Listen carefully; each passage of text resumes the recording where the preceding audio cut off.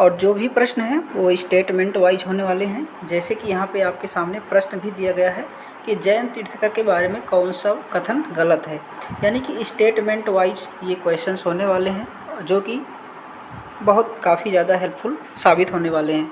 और लास्ट में वो कौन से शासक हैं जिन्होंने जैन धर्म को अपनाया था और बौद्ध धर्म को अपनाया था, लास्ट में ये भी प्रश्न होने वाले हैं।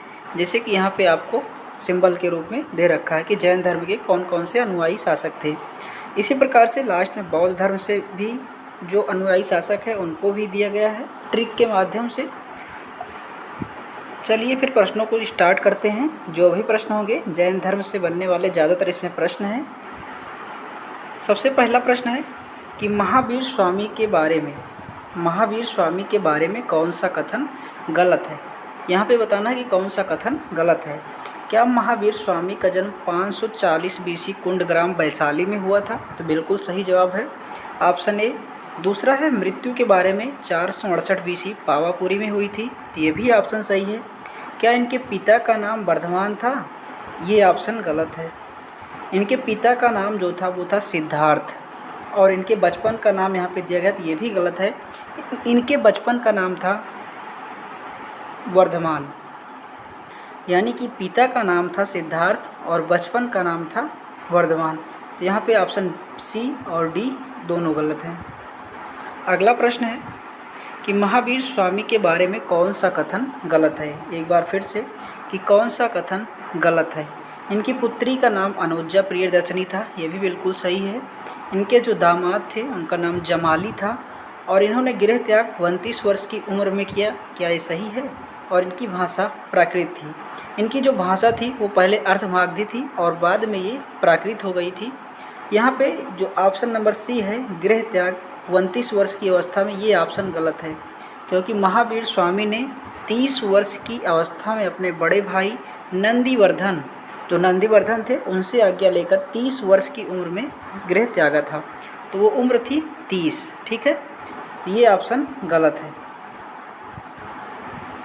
अगला प्रश्न है कि महावीर स्वामी के बारे में कौन सा कथन गलत है। यहाँ पे फिर एक बार स्टेटमेंट वाइज कि कौन सा कथन गलत है। क्या इनकी जो शिक्षा थी वो ब्रह्मचर्य थी? इनका प्रतीक चिन्ह सांप था? माता त्रिशला थी या पत्नी यशोदा थी? तो यहाँ पे गलत आपको बताना है। इन्होंने जो ब्रह्मचर्य को जोड़ा था, जो पहले 4 शिक्षाएँ थी उसको 23वें तीर्थंकर पारसनाथ ने दिया था, और लास्ट में इन्होंने 5वें जो शिक्षा जोड़े थे वो ब्रह्मचर्य को जोड़ा, तो ये भी ऑप्शन सही है। प्रतीक चिन्ह क्या सांप है? तो नहीं, इनका जो प्रतीक चिन्ह था वो सिंह था। ठीक है, तो ये ऑप्शन यहाँ पे गलत है। इनकी माता का नाम त्रिशला था, पत्नी का नाम यशोदा, बाकी सभी के सभी ऑप्शन सही हैं। ये सांप जो प्रतीक चिन्ह था ये 23वें तीर्थंकर पार्श्वनाथ थे 23वें तीर्थंकर, उनका प्रतीक चिन्ह सांप था। अगला प्रश्न कि प्रथम जैन संगीत कहाँ हुई थी? राजगृह में, पाटलिपुत्र या वल्लभी या कुंडलवन? तो जो प्रथम जैन संगीत हुई थी वो कहाँ हुई थी? पाटलिपुत्र में हुई थी। और इस समय जो अध्यक्ष थे वो स्थूलभद्र थे, और जो दूसरी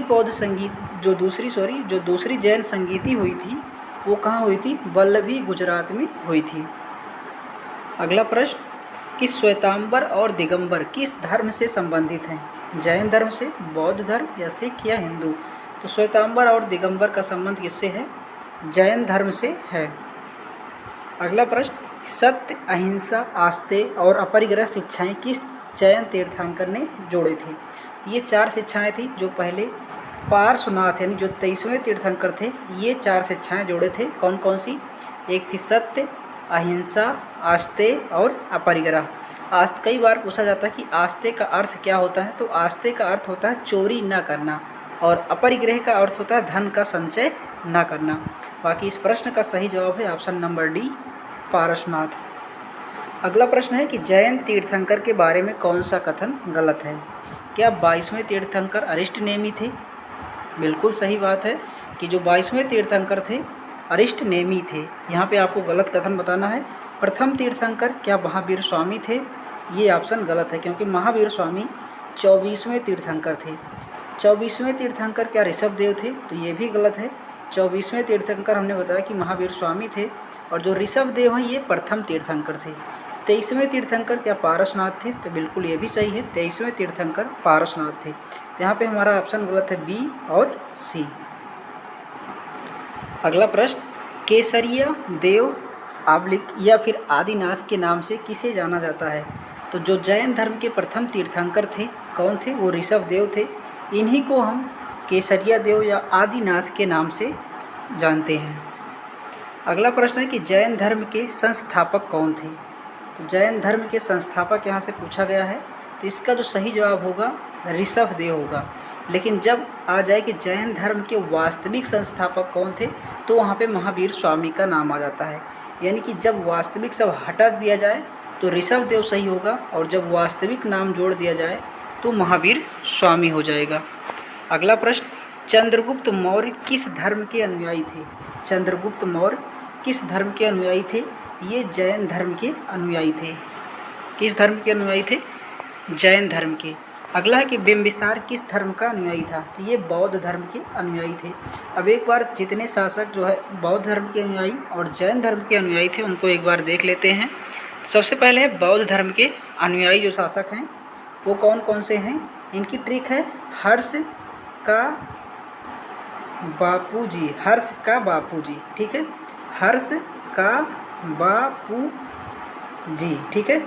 हर्ष से हर्षवर्धन, के से कनिष्क, बी से बिंबिसार, आ से अशोक, पी से प्रसेनजित, यू से उदयन और जी से गोपाल। तो ये हो जाते हैं बौद्ध धर्म के अनुयायी। इसके बाद हैं जैन धर्म के अनुयायी।